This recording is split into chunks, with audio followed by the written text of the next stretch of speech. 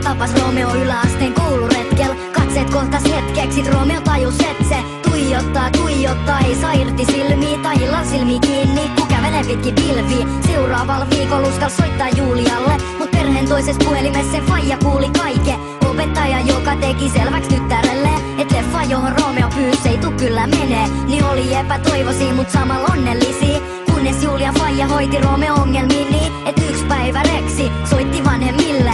Niitten poika häiriköi ja parempi et se vaihtaa koulua ja paikkakuntaa. Se tarvii hoitoa, nää maikat vuna, vaik oikeesti tarvii jotain aivan muuta. Pelkästään Julian, ei taivaalt kuuta. Sä oot valo mun pimeydessäin, loistat kirkkaana edessäin. Ja aivan kun olisit lähellä, niin tunnen kätes kädessäin. Odotan vielä palavan, vielä kerran mua halavan.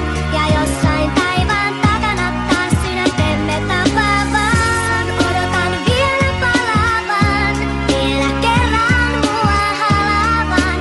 Ja jossain taivaan takana taas sydäntemme tapaavan. Yhten ilta Romeon faija latas, poika pakka kamas, me ei tulla enää takas. Unoha rakkaat friendis, me suretaan kans, mut sun takias koko perhe muutetaan taas. Sinä iltana Romeo uskals koittaa soittaa Julia kännykkään noin vaan, ne sopi tapaavansa ulkon, vaikka oli pakkast ja Julia karkais kotoo.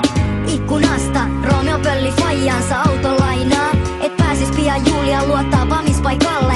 Siellä Julia monta tuntia kylmäs odotti, kunnes lähti pettyneenä kyynel silmäs kotiin kohti. Juuri saamamme tiedon mukaan alaikäinen kuljettaja menehtyi vakavassa auto-onnettomuudessa hetki sitten. Liikkuva poliisi varoittaa autoilijoita mustasta jäästä.